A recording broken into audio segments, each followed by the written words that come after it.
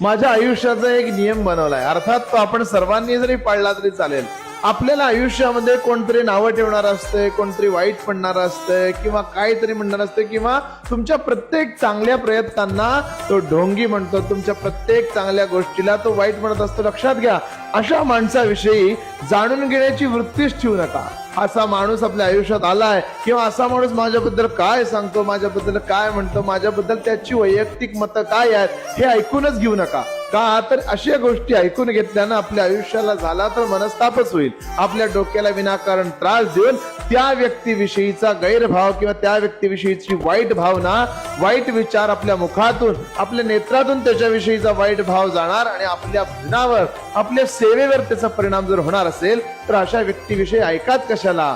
सगळं सोडून द्यायला शिका, कारण तुमच्या सगळ्या चांगल्या वाईट प्रश्नांचं उत्तर देणारा भगवंत सगळं पाहत असतो. श्री स्वामी समर्थ.